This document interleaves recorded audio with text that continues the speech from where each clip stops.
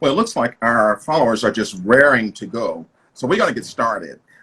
Good afternoon to all of our followers. We're so excited to have y'all once again with us. I'm Dr. Willie Miles. I am the president of Dr. Willie Miles Children's Foundation, located right here in Atlanta, Georgia. And of course, I'd like to always make you all aware of the things that we're doing first before we get into these topics. I do want to share that we're very, very excited about our social justice programs that will be starting September. So keep your eyes open for that. Go to our website. We'll have more information about the social justice campaign. And folks, in these days and times, we need that. Of course, I'm sure you all heard about what happened today in Kenosha, Wisconsin.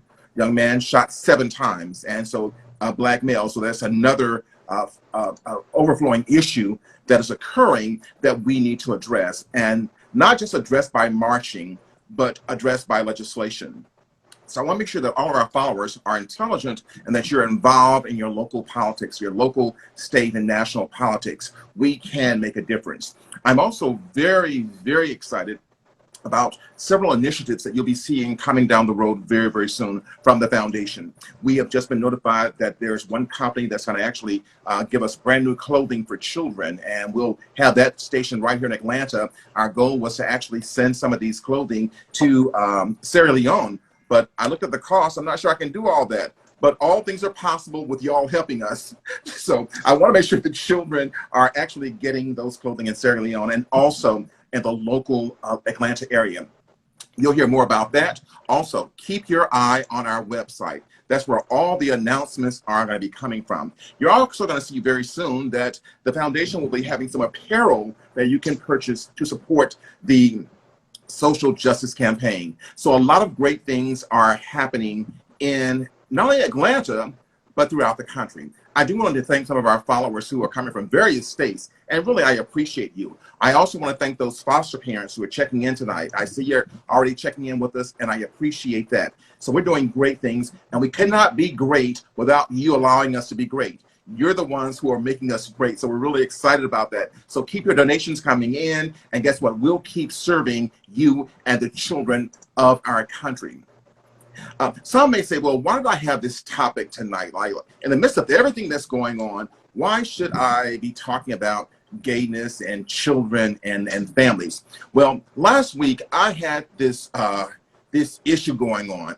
You know, many of you know that I'm a therapist, and I actually was treating 3 or 4 young men who are gay, bisexual, gay, transgender, and one identifies himself as non-binary. Well, last week was a week that it seems like many of them were on this suicide issue. It's like they just didn't want to live anymore. You know, it was sort of frightening because I have not seen in 1 week that many young people talking about killing themselves. And part of the issue was the lack of parent acceptance of who they are, lack of parents' acceptance of who they are. And folks, I'm just so happy tonight to have a special guest with us tonight who's going to really help us in a lot of areas. And Sebastian, I want you just to, when we get started, talk about not only just what, about your experiences, but also how families can be helped, about the issues that are facing children, and not only children. I see children again as from age 8 up to 18, so it's a very broad spectrum of young people. But the issue is parents are fighting these young people tooth and nail, saying, if you're gay, you're not going to live in my house, which means that those children are becoming homeless. And from a therapeutic perspective, my concern is, how does a child feel when the parent doesn't support him? Usually we can go to our parents for anything, and we know that our parents provide safety. And we know that our parents are going to love us regardless. But what happens when the parent says, not in my house? You're going to, no, in my house, you ain't going to be gay. Now, you can be gay somewhere else. And it just troubled me. So I had a young man who's like 10 years old who's done all the research on him being gay. He says, Dr. Miles, I am gay. And this is how he described it. And this is when I started calling my colleagues. He described it as being an egg that is hatching and someone still trying to put the eggshell back on it. Now that was deep for a 10-year-old. He said, in other words, you're going to force me to be something that I'm not. And people, we have some parents that are hell-bent on this. They're just saying, you ain't going to be gay in my family. I don't care what you say, so make another decision. And part of this is not a decision these kids make. As you hear from our guest tonight, a lot of these kids don't want to be gay. They realize the trouble they're going to have. So I want to make sure, trust me, we're going to need more time. So when Sebastian comes on, he's going to tell you about himself, what he does, and talk about what happens to children, when parents just say, get out of my house. All right. I'll be looking at your questions. I will make sure that we address those questions as you're asking. And some of y'all asking right now, so you're working me real hard. So Sebastian, if you see questions, you can answer them also. So let's get started. Okay. I'm just so excited about having you on, really. I just think you're going to be a blessing to all of us. So tell the people about what you do, first of all. Just what are you all into? You're into a bunch of stuff. So welcome again. Well, thank you for having me, Dr. Miles. I count it a privilege as well as an honor to be here. Hey, guys, out in the Children Foundation land, I am the Sebastian Alexander. I am a out Black gay male. I am a podcaster. I am a blogger. I am into the arts. I own my own business here based out of North Newark, New Jersey, which is West T Media Group. Under that umbrella, we have West T Photography, and we also have West T Design, Printing, and Branding. And that's really about it. Single, but really an advocate for the LGBTQIA community, especially those of color. And I do, my best to enlighten and to educate not just parents, not just my peers, but also children, if given the opportunity to know that they are not alone. We all know that representation matters and that it does help when someone is able to see themselves in someone else. So I kind of put myself out there in that regard. So that is pretty much who I am in a broad nutshell. Yeah, before we get into it, explain all those letters you just gave us. LGBTQIA. Tell us what all that means. Okay, so it has changed over the years. When I was a young gay, it was just LGBTQ, which is lesbian, gay, bisexual, transgender. Now it's almost like anything that is not considered straight, we get all of the other letters. So LGBTQ, questioning, I intersect, A, affirming, I think that's what the A, and then they have a plus, which is a whole bunch of other letters that I'm not going to get into, but is ultimately providing a title or a class, if you will, for those individuals so they can feel seen, so they can feel heard, so they can feel, so they can identify to something. So those are what the acronym or letters stand for. When I shared with you last week what I was going through, I was kind of troubled, and it's very rarely that the therapist gets troubled. But I saw the pain that these young people were going through. They confided in their parents and saying, I can't hide it from you any longer. I am gay. And then to be hit with, well, we're not going to accept that. We're not going to accept that you're gay. And you're not gay. You're too young to be that. And then they go to the Bible on them. And I'll deal with that part. They go to the Bible and talk about, what God said. And the kids are just, we got one who's a cutter. That means he cuts himself because he's so frustrated. We have others who are suicidal. And people, I ain't talking about just thinking about it. I'm talking about actually going the steps, like taking the pills, cutting themselves. And I'm saying, I got to do something because, Sebastian, we got to save these kids' lives. And we can't just sit back and act like nothing is happening. We have to make sure we react to it. Not only react from an emotional perspective, but from a therapeutic perspective and also from a societal perspective. So just talk, I thought it'd be ideal to talk about, how did you tell your parents and what was the response? For me, it wasn't particularly a choice. So I came out, and I use came out loosely. I don't think a lot of African American children come out. I don't think that is our story. Oftentimes it is forced out of us. But I was in my junior year of high school, 17 years old. And my family, my mother and her then husband, were having a barbecue. And there was a really good friend of mine that we were thick as thieves that came over, and he was really effeminate. And so we went off somewhere because I had a car and came back. My parents, that was my first time of my mother meeting this individual. We went off and came back, and my mother sat me down and ultimately said, I want to have a conversation with you. And I said, okay. And she was like, well, the young man that came over earlier today, he was, really effeminate. Who is he? And I was like, well, that's my friend A. She was like, well, what's up with your friend? I said, that's my friend A. We're in classes together. We hit it off. We're, very good friends. And she point blank asked me, well, are you gay? And I said, no, I'm not gay. And she was like, well, if you are, it's fine. It's cool. Mothers always know, yada, yada, yada. And she asked me again. She said, are you gay? I said, no, I'm not. And she was like, well, okay. And for some odd reason, she asked me again. And I had, I guess, the gall, if you will. If you're bold enough to ask me the question, I am bold enough to give you the answer. And I said, yes, I am gay. And it was a complete 180. I don't even want to call it a 360. It was a complete 180 to where it was a person that I just did not recognize when it came down to my mom. And it just went left from there in the course of a span of maybe about 3 days, if that.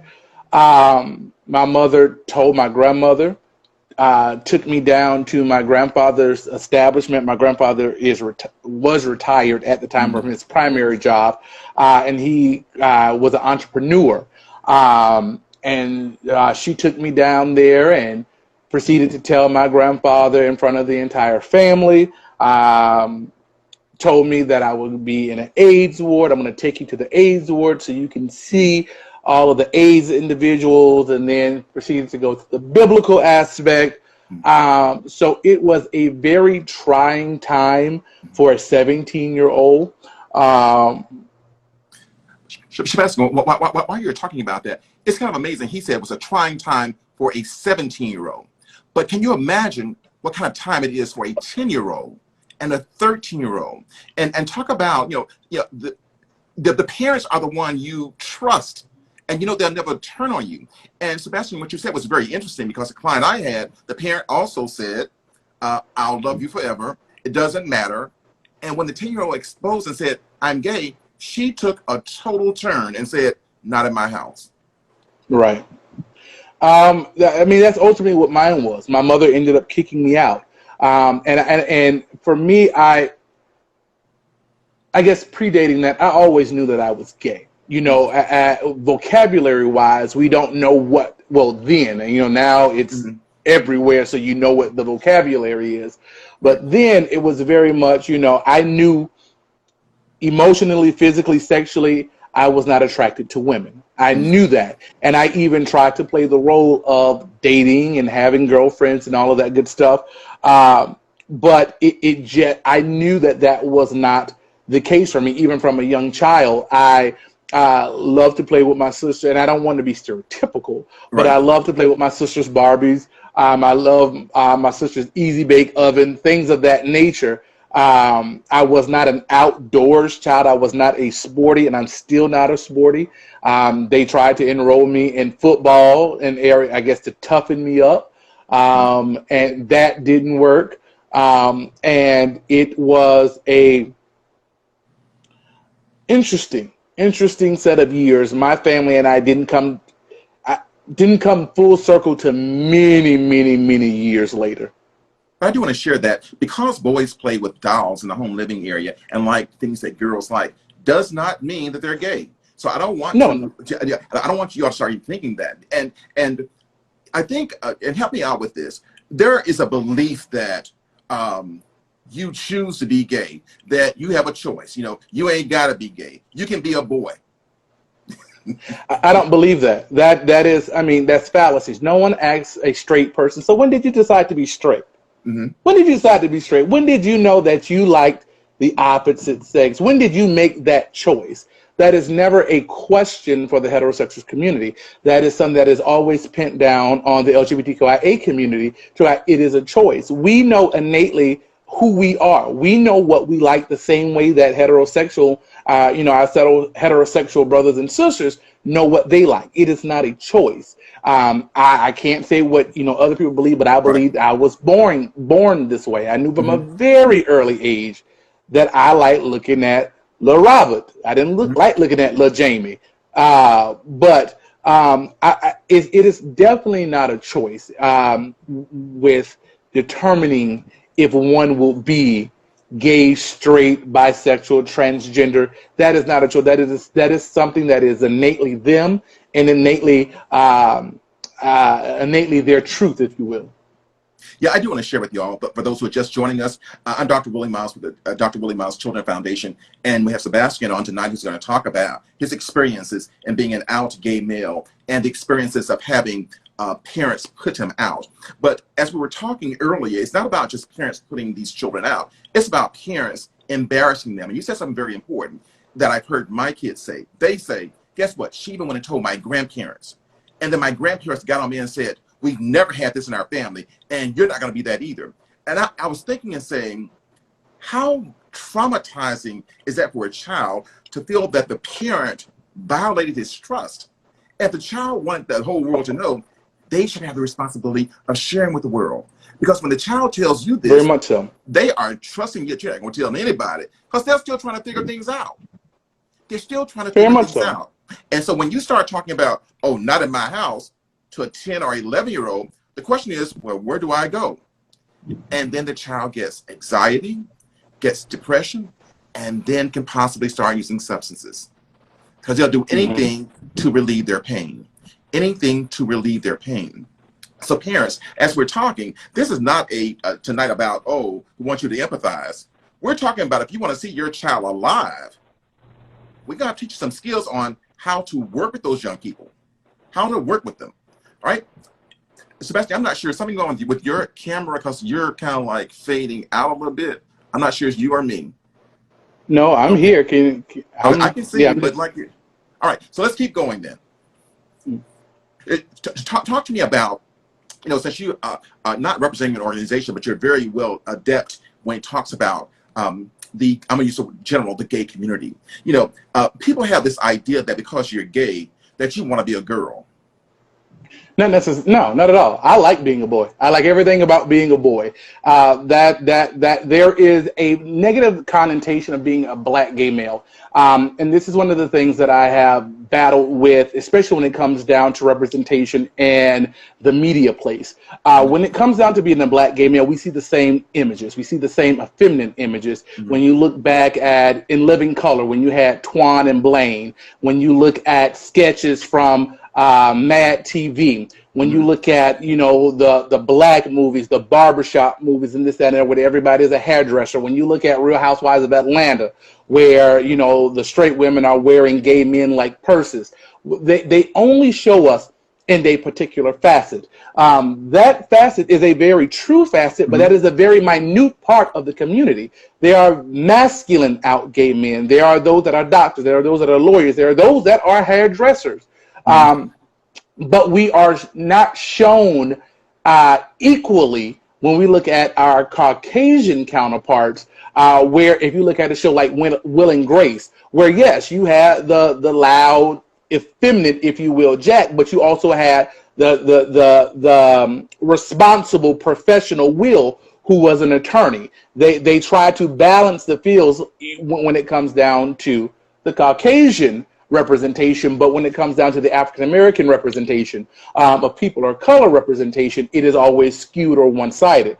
So I think a lot of African American or the African American community thinks that when you are gay, you fit this mold. This is what you're trying to be. You're trying to be that sister, that yes queen or something.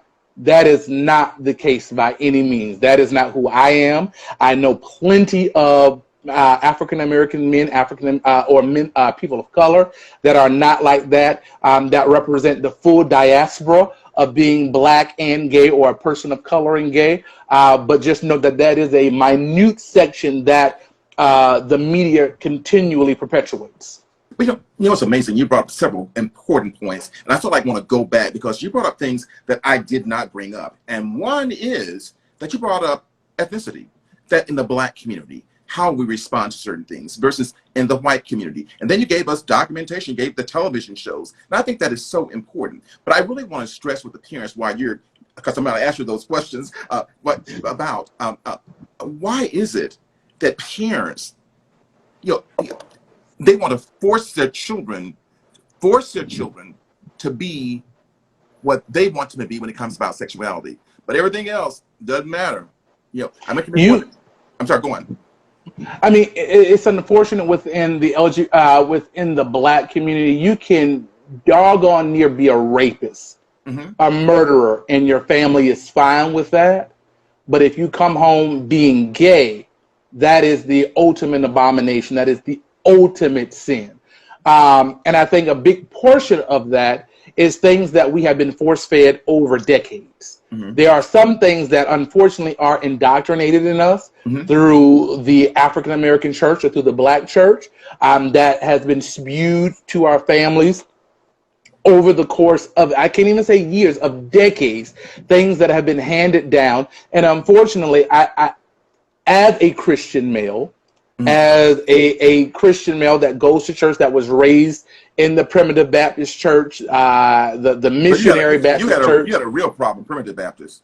I have sat in services to where not blatantly to my face, but where pastors and preachers have talked about the abomination of being homosexuals, and that you're automatically going to hell, and that you are not loved, and that you are not wanted, not directly talking to me, but indirectly talking to me. And so you have these questions and these feelings, not alongside your family who is giving you this Bible-based talk, but you also have it you also have it coming from the church. And so when we are taught growing up, and at least in my household, from my experiences, where, God is love, God is forgiveness, God is your all in all, but then you have the man of God saying that God does not love you because you like boys or you like women.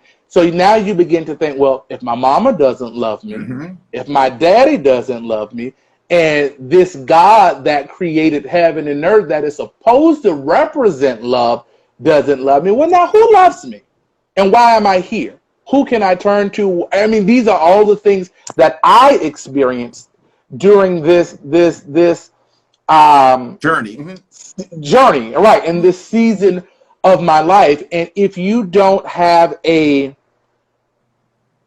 strong foundation, one within, I would say one within yourself, but it is hard for a child to have a foundation within themselves when they don't know who they are completely. They're still learning, growing, and figuring out who they are, but they need to have a strong foundation within their family. This is one reason why, I appreciate, for instance, the Wades, Dwayne and Gabrielle, Union-Wade, how they treat their daughter Zaya.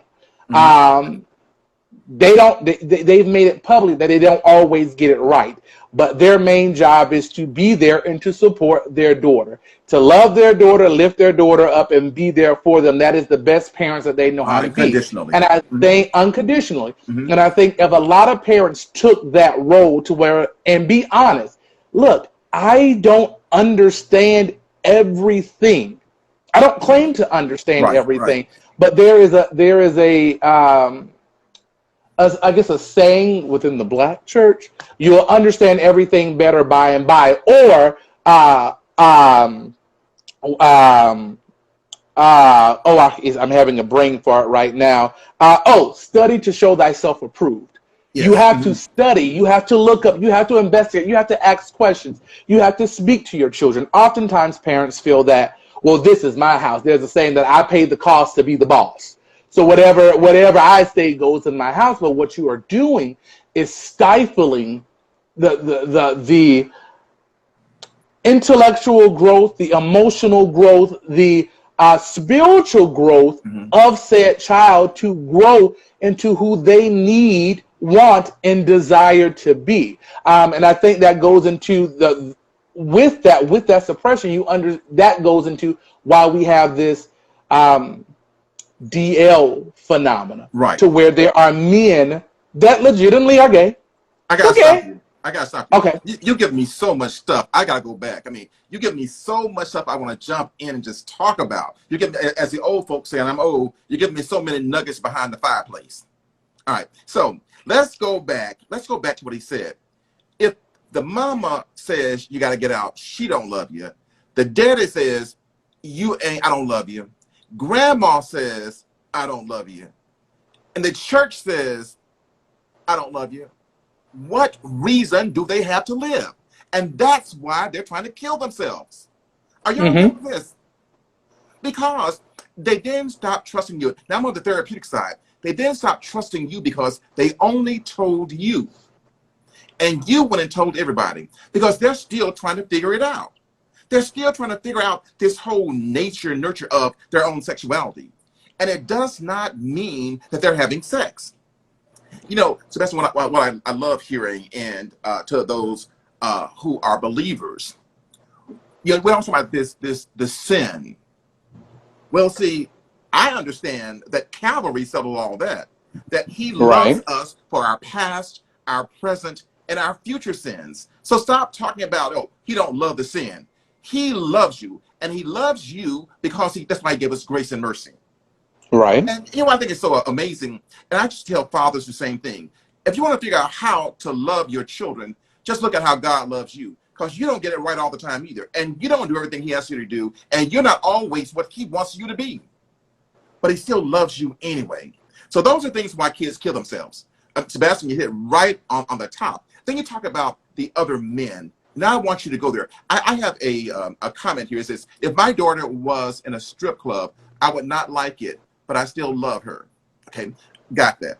Because you're supposed to love your children unconditionally. And you love your children the way God loves you, unconditionally. He didn't make you perfect. So, Sebastian, you got me so excited because this is some good stuff. You're teaching me some stuff tonight. And it's about the personal experience. It is about you understanding that these children are live individuals. And guess what? Many of the parents are more concerned about being embarrassed. And I keep saying, embarrassed about what?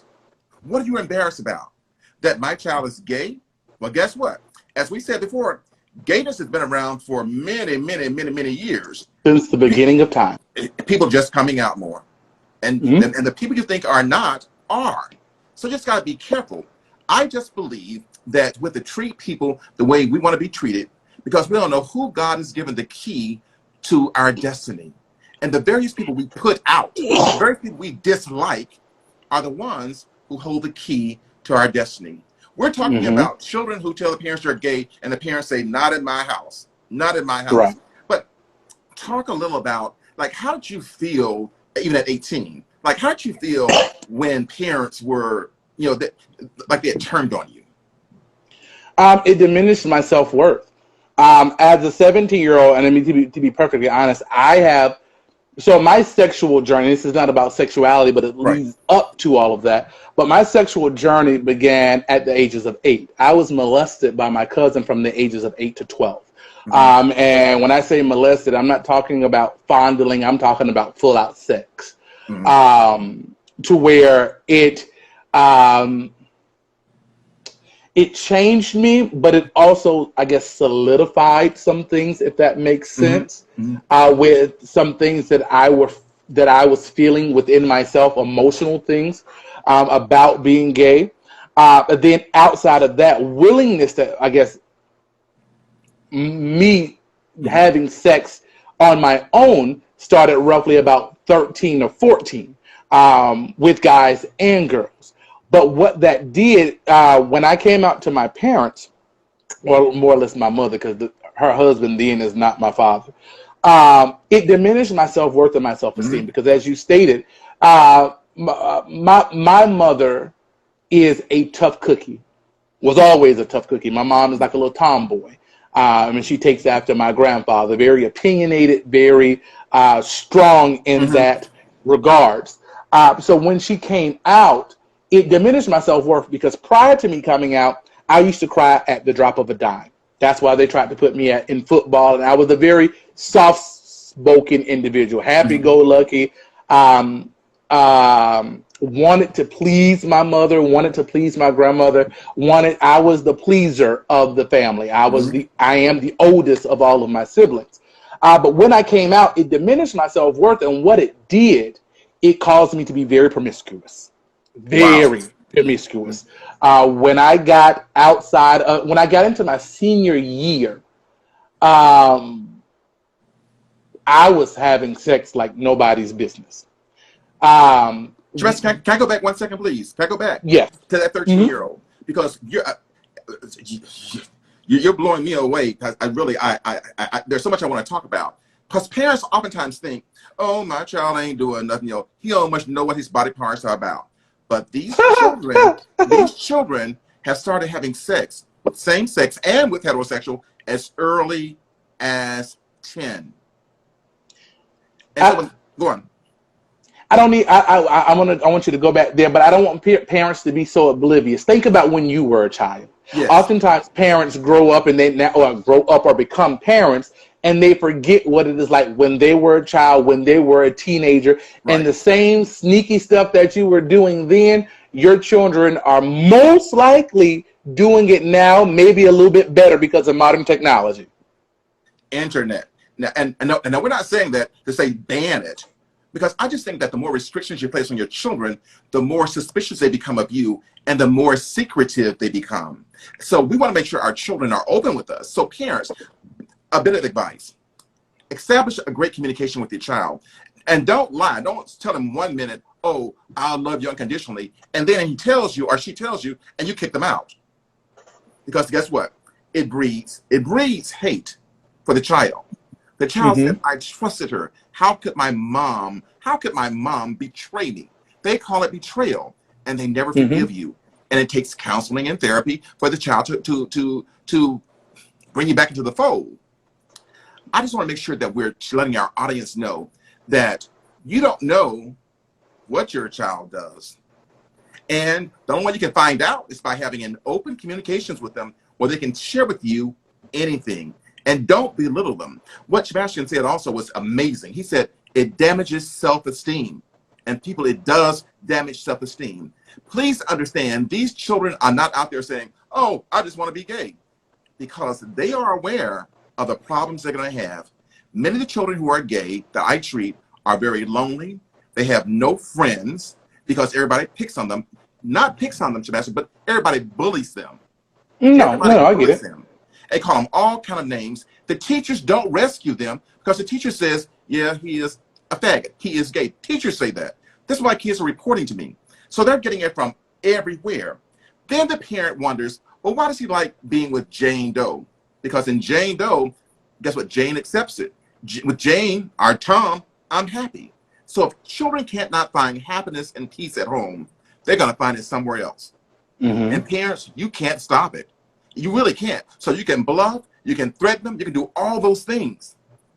But if you want to be effective, you have to embrace it. I didn't say accept it if that's your thing. I said embrace it and make sure the child is healthy. Make sure the child knows that as long as you have a roof, the child is going to stay there. And guess what? The child's total being is not made up by sexuality. Not at all. Isn't that kind of amazing, though? In our community, go on, Sebastian. No, you're fine. No, you're correct. I mean, in our community, they treat that it is treated that is the only thing that you are. Your sexuality is a very small facet of who you are, and quite frankly, your sexuality is technically nobody's business. Whatever you do back behind closed doors, even though I'm an out black gay male and I speak on the subjects, I am way more than just me deciding to sleep with a man. And let me rephrase that. Let me go back. I'm not going to say deciding because that is a word like I made a choice to sleep with a man. I'm going to stop there. Then me sleeping with a man. I am a brother. I am, well, hopefully one day a father, but I am a brother. I am a nephew. I am so many different things. An entrepreneur that takes far more precedence than me being with whomever I am with. Women, men, heterosexuals, you are more than just your organs. You are more than just your parts for reproductive sake, if you will. You have so much more going on, and I hate that. Unfortunately, when it comes down to the LGBTQIA, that is the focus. Mm-hmm. You know, if you identify as trans, oh well, that's a man because he was born with a penis, or that's a woman because she was born with a vagina. We are more than our sexual parts, way more than our sexual parts. One of the questions was, I think it's from Elizabeth. She says, like, what age do children start accepting their sexuality? It happens at various stages. I have treated young people who said they knew at age 5 that they were gay. Now they know the term gay, but they knew they liked boys more than girls, and girls more than boys. They knew exactly what was happening with them. They didn't understand the journey. So it's according to the child's development. And for those of you who watched me back a month ago, I did a 4-week series on child development. So it's according to the child's development, the child's maturity, and also what the child's been exposed to. What Sebastian mentioned also is something that's very interesting. I have one client who said, well, I was molested, so that made me gay. And I told him that being molested doesn't make you gay. I said, now I may contribute to it, but it doesn't make you gay. I said, what you wanted was an excuse to be gay. So when you told your mother that you are gay, you told her that you were gay because you were molested. Well, he wasn't happy because he wanted me to validate that molestation caused him to be gay. There are plenty of men who are molested who are straight. So I want to distill that. But I do want to talk about what happens to the child when parents reject them. We know here in Atlanta and in most major cities, guess what? They end up on the streets. They end up in homeless. Over 45% of the children who are homeless gay children. They end up doing anything just for money. Anything to survive. Doing the same thing that you would do. But one thing you said, Sebastian, which was great to me, you said, what were you like when you were growing up? The same thing you did, guess what? Your child is doing the same thing. And I'm talking about, like, you may have done it with, if you were a female, you would mess around or were interested in boys. Guess what? He's doing the same thing because development occurs almost simultaneously. So when the question is asked, when do boys become interested in girls? Guess what? It's according to development. According to development. One thing I like that you said that we have a double standard for gay children and straight children. No one ever questions heterosexual relationships with heterosexual who are dating. We embrace that. I know, trust me, that it's very difficult for you parents. Trust me. I understand that it's like taboo to you, and it contradicts what the church say, but it doesn't contradict what God says. It contradicts what the church says, and it contradicts everything you stood for. But the question I have, are you more concerned about yourself and your image and your family's image than you're concerned about your child's well-being? Your child's well-being. We know what happens. Go on, I'm sorry. Well, I think that's a perfect segue into, there is a young lady on here, Linda Harris 4191, and she says, I don't want to embrace anything that is unclean. It's against my belief. They make a choice to be gay or a different age choice to, or I'm assuming she's saying, or to make a choice to be gay or a choice not to. And so what I would say to you, Linda, in the same, I guess the segue that Dr. Miles has stated, is that children are a gift from God, whomever you believe. If it's God, Muhammad, Buddha, or whatnot, children are a gift. And your only responsibility for you as a parent is to love your child. The Bible states, and I'm not claiming to be a biblical scholar. First and foremost, let me put that D note out there. But the commandments are that ultimately the greatest of these things are love. There is faith, love, and charity. The greatest of these three is love. Great God's commandment is that you love thy, what is it? Love thy neighbor as if thyself. And not just your neighbor, but that means your child. That means your relatives. You might not agree. Now, there's a difference between agreeing Exactly. and loving. There's a Exactly. lot of things that my siblings or even my parents, as a 39-year-old, almost 40-year-old male, seeing my parents as flawed individuals, I see that they do some things that I just don't agree with, but that does not change my love for them. I love them regardless. And if your belief is that you cannot love your child because of the things that they do, and this is for me, does not represent, I would put this at, this does not represent the Dr. Willie Miles Children's Foundation, you don't deserve to be a parent. That is my personal belief. Because if your love is supposed to be unconditional. That's the first and first thing. And if your love is conditional, that's saying, I love you if you do what I tell you to do. Exactly. I love you if you become what I want you to become. I love you if you marry who I tell you to marry. And if that is what your beliefs tell you, based on what you wrote, I don't embrace anything unclean. Well, I hope you don't eat catfish. I hope you don't mix fabrics. I hope you don't eat pork. I mean, that is just me. That's from the Bible. That's from the Bible. I'm not making this up. So we have to one, realize that words mean things. This is one thing that I have constantly worked with my mother on, and not necessarily my mother, but my grandmother, that when you say things, there are definitions to words. Yeah. Words mean things. And so when you say these things, you need to have a knowledge base or understanding of what these words mean, because you could be the cause and effect to a problem, to a problem that may be salvageable, or to a problem that may be unsalvageable. So with that being said, Dr. Miles, I'm sorry, I saw that comment, good. and I wanted to comment on that. But what was your question? I forgot. I did too. Yeah, but as we're stuck here, there are a lot of comments coming in. But one thing I always look at parents when I counsel them also, I said, do you recall when that child was born and you said children are a gift from God? You said, and guess what? It's also Bible. So they're a gift from God. So when you get ready to put them out, is the gift no good anymore? I'm just trying to get us to think. I'm not trying to persuade you to be one way or the other. The reason we're here is to bring about an awareness, of a problem. And the problem is that our gay children are killing themselves. That's the problem. And they're themselves are attempting to kill themselves because of parent rejection.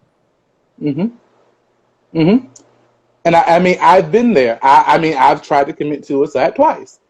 So I mean, I get that. I've been kicked out. My mother kicked me out of the house my junior year, not too long after me, quote unquote, coming out. And my grandmother took me in. And I always, when I tell this story or tell this aspect of it, I always tell it what it is. My grandmother took me in because I knew she loved me, but my grandmother also is she cares what people think. Long story short, my family back at home is a well-to-do family. We're known in our town or whatnot. And she took me in, I know, because she loved me. I do know that, but I also know she took me in, or let me say feel. She's never confirmed it, but I feel that she took me in because she didn't want people saying, oh, y'all know that, you know, so-and-so grandson is out on the street, or so-and-so got put out because of X, Y, and Z, to keep it. And that's how I have always felt about the situation. And so I did not have that support.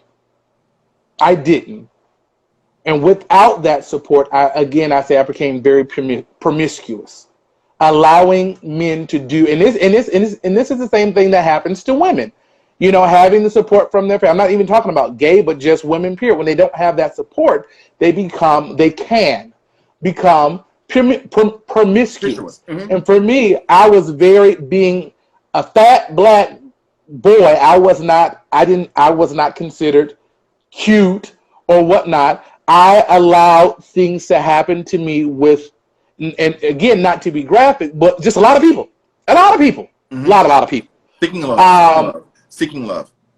Seek, not even seeking love, but also seeking validation. I Yes. thought if I allowed men to do what they wanted to do to me, that meant they loved me. Right. That I had someone that would take me in, not necessarily take me in as in take me into their house, but that love and adoration and feeling of being wanted, because I didn't have that feeling. I didn't feel love.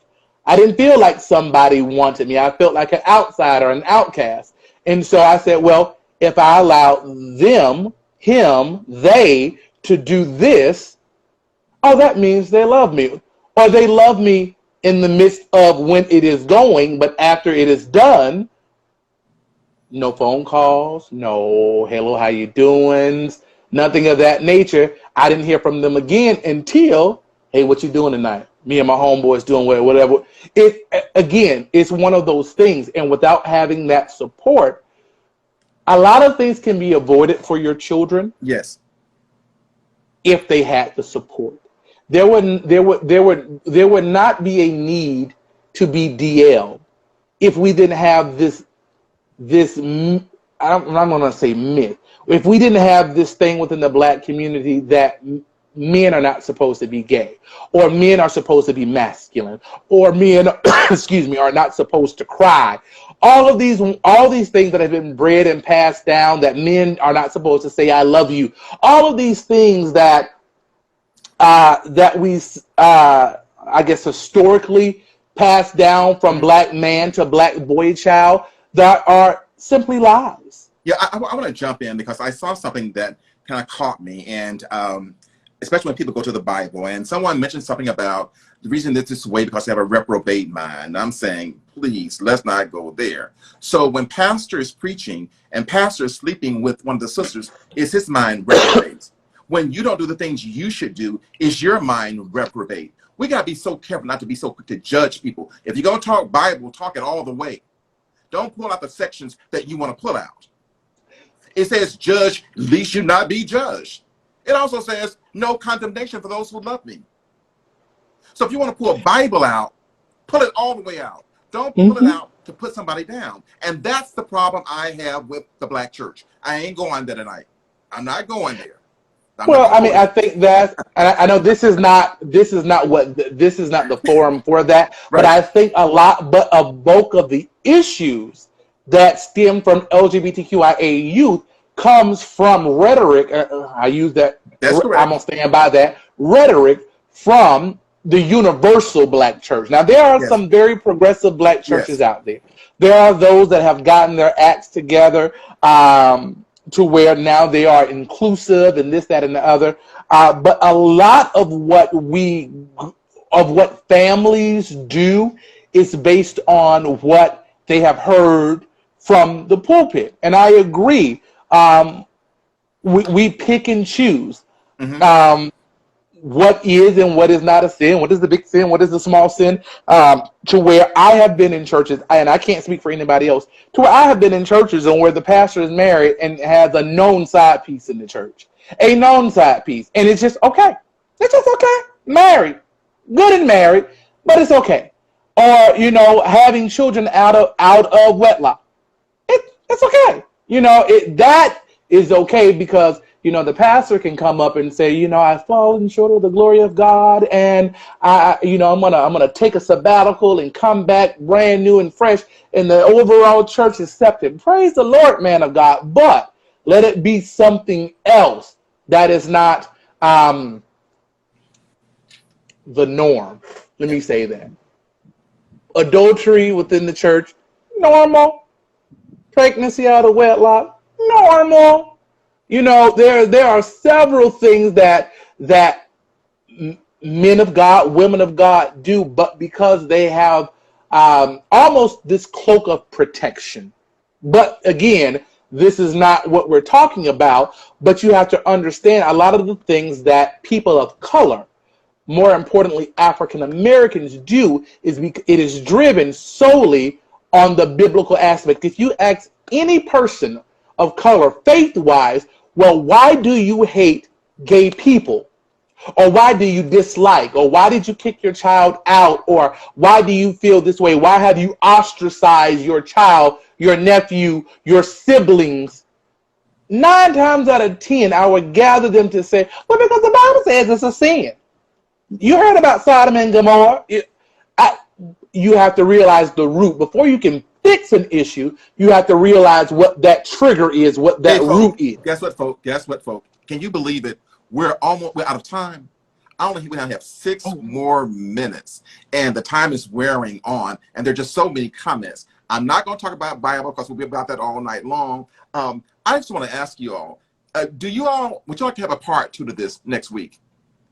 If Sebastian is available. If you would, just hit yes for me, please. And if not, we'll move on. All right, we're going to keep talking while they're letting us know whether or not they want a part 2 to this. But we're saying that we really need to talk about this because the end effect is that children are killing themselves. We can have the conversation all night about the whys, but at the end of the day, children are killing themselves. Someone mentioned that this also happens in the white community. But guess what? The white community almost is more accepting of it, but in black community, it is taboo. I'm telling you, we deal with this all the time. It is taboo. You can't even talk sex. Men can't talk to their sons about sex because they even have a question about, if I talk to them about sex, men don't talk to men about sex. What, Sebastian, you got somebody, you have a fan already. They say, I love you, Sebastian. Well, what about me? But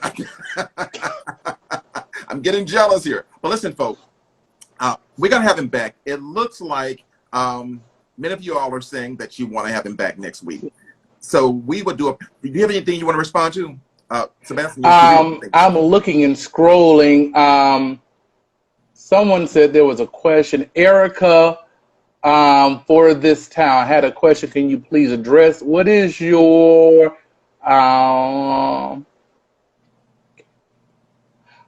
Can we circle back on the kids? I'm scrolling up. I'm guessing that was your question, Erica. We got 4 minutes. Well, really, all this encompasses the kids.